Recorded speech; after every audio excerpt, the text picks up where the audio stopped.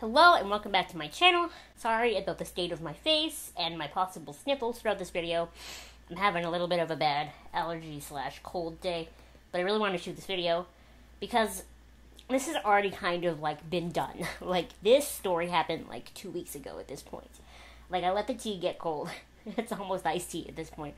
But I feel this really strong responsibility to talk about this because it involves the disability community and a YouTuber. And I was hoping that by leaving this so long that I would have more of a concrete feeling about this and be able to be hey, yes, I'm a real YouTuber. Quick cuts, strong thoughts, strong opinions. But I'm just left with this overall feeling of sadness and disappointment. The issue for me with James Charles is I keep wanting to give him the benefit of the doubt because he's so young.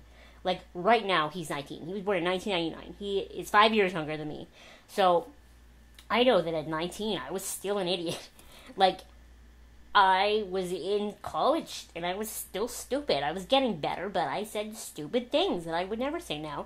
And I thought stupid things that I would never think now. And so, I keep wanting to give him the benefit of the doubt, because I'm okay, at 19, you're not really a real adult yet. But the issue is that as a social media influencer, as someone with such a huge platform, you really have to think about things before you do them. And someone like James Charles, to me, the whole sort of aura of his community is, supposed to be more G-rated. I think, he makes the odd joke here or there, but, a little more family-friendly, a little more accepting. He's had his controversies in the past, but I think one of his strong suits is that he always does a really good job of apologizing for it, accepting responsibility and moving forward. Whereas, some other YouTubers, I'll use Jeffree Star as my example, it's sort of part of his brand that he's going to call people out and be controversial and that sort of thing. And that's fine if that's what you want to do, but I just feel that doesn't fit with James's niche. So I feel I keep expecting him to, learn from things and do better, and, he's just a small child. I want to protect him, but I just can't. So, on July 26th, at 7:48 p.m., James Charles tweeted, "Slow walkers are the worst people on the planet." Now, to me, as someone who is disabled, who is in a wheelchair, I read that tweet and it doesn't strike me as ableist. I read it and I'm yeah, I understand. Because where my mind goes immediately is not people who walk slowly because of their disability, it's the people who are walking down the hallway at glacial paces because they're looking at their phone. Or worse, the people, when I was in school, who would walk in this big mound of people down the hallway, all talking, so they're walking so slowly, and I'm just trying to get through you to get to class. That's what I think of when I see this. That's what I relate to. Now, because James has such a big platform, a lot of people responded to this tweet talking about their disabilities and why they maybe walk slowly. Now, I see both sides of this here. A lot of people being I totally get what you mean, but because of my disability like this, I have to walk slowly, blah, blah, blah. Trying to take this moment, this tweet from James, as an educational, a teachable moment. Trying to be okay. And the thing about James is he really could have taken this opportunity to just even just a retweet of one of those tweets would have been absolutely amazing exposure for the disabled community. James Charles, I think he just reached 7 million subscribers on YouTube. So even though there are, YouTubers and internet personalities with disabilities who are becoming bigger, Molly Burke coming to my mind immediately, who has done a video with James. It's still representation matters so much, and we're getting better at gender and race and sexuality, but disability seems to still being shoved away. And we're finally getting there, but exposure with something like this from someone like James Charles would have been great. And that's what people were taking the opportunity here to kind of express. Now, on the flip side of that, I understand kind of where James is coming from in the sense that as a big YouTuber and someone who has had his fair share of controversies in the past, I'm sure people argue with him on every tweet. He could tweet and be I like birds. And someone could respond and be I hate birds. They killed my family. I'm mad at you about this now. I understand people probably make molehills into mountains when it comes to James all the time. Because that is unfortunately the cesspool that is the internet sometimes, is people get mad for no reason.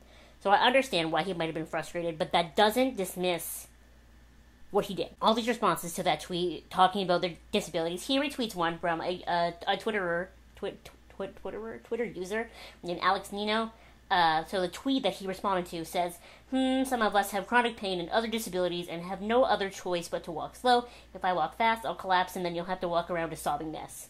A little bit of a sassy tweet, but obviously meant to be funny, lighthearted. I love this tweet, actually. It sounds like something I would say. So he quote tweets that and puts, "This was the most annoying tweet of the century." James, you just can't do that. So for me, what's really frustrating here is,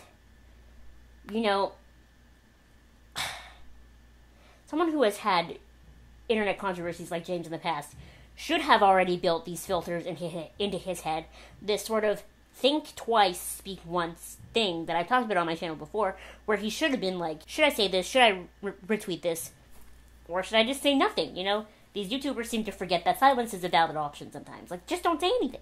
But instead, he quote tweets someone talking about their disability and calls it annoying, which is awful. But then for me also, as someone with a physical disability, it's really frustrating because it hits home a little more in the sense that when you have a physical disability like that, I'm sure, I don't know Alex at all, but I'm sure she's felt this way at some point in her life, where sometimes physical disabilities feel annoying.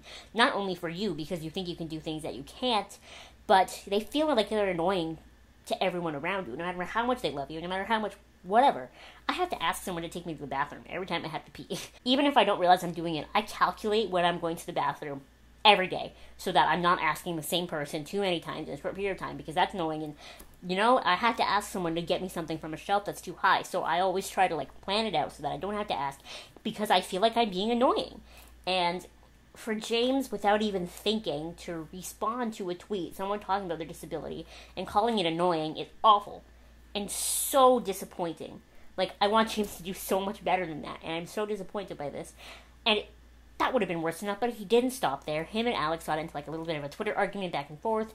He ended up blocking her, and then after all of that, after about 2 days of this, he unblocked her, allegedly tweets to her, and apologizes DMs rather, not tweets, so it's private. So I don't actually have any proof of that. But then he puts out this massive statement that I'm not going to read the whole thing to you, and I've said before that James, one of his strong suits is apologizing, and this apology is good, but he does kind of be like, well, that's not what I meant, but I apologize that you guys thought it was ableist of me. And it's just the part that gets me in this apology, and I will put it on the screen and leave the link in the description box, is he talks a lot about how his words were taken out of context. But I don't really think they were taken out of context. They were left in context. If he would have just left that first tweet, the thing about annoying walkers or slow walkers or whatever, if he would have just left that there, that's fine. But instead he retweeted a thing about disability and called it annoying. That's not out of context. That's perfectly in context, actually. So I don't really know what he means there, and it's just overall, it feels like apologizing because he feels like he has to and not because he actually learned anything here. And I'm really disappointed because I'm actually a very recent subscriber of James. I finally got over everything else and was like, okay, I'll give him a shot. I loved his video where he had zoo animals pick his makeup. That video actually laughed out loud a couple of times. So great. And now it's just here we have James who retweeted something that I find that's very personal to me and called it annoying. And it's just it makes me sad. I expected better, and I expected him to think things through more. You would think through his other past internet social media scandals, he would learn to think before he acted. And like I said, it wasn't just the original quote tweet of him calling that girl's disability annoying. It was all that after that, the argument and the blocking her and the it took him 2 days to actually take any kind of responsibility. And it really provides the perfect example of this sort of what's the word I want to use? This sort of subtle ableism that exists in the world, where people who are able-bodied seem to find people who are disabled in any way talking about their disability to be annoying. And I have personally felt that a lot. If I am ever in a lot of pain, which is often, I just don't talk about it because I feel like I would be annoying if I was every day hey, my back hurts. Hey, my back hurts. Hey, did you know my back hurts? Hey, my back hurts. that feels annoying. It's the truth, but it's annoying. But I think what we have to do here is move away from that and let people talk about what's wrong with them and let people talk about what's bothering them so that we can move past this kind of ableism. And someone like James should be, at the forefront or trying to help with that, especially in the situation. He could have just retweeted this girl's tweet and been like, true, I never thought of it that way. But instead he quote tweeted her and was like, wow, that's annoying. You know what I mean? I'm just sad.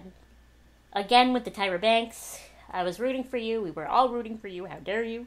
Anyway, what do you think of James Charles and this whole situation? Is this your last straw with James? Are you going to give him another chance? Was there a different situation that was the last straw? I want to know all about your thoughts in the comment section below. Thank you so much for watching. Please give this video a thumbs up and subscribe to my channel if you have not subscribed already. And I'll see you next time. Bye!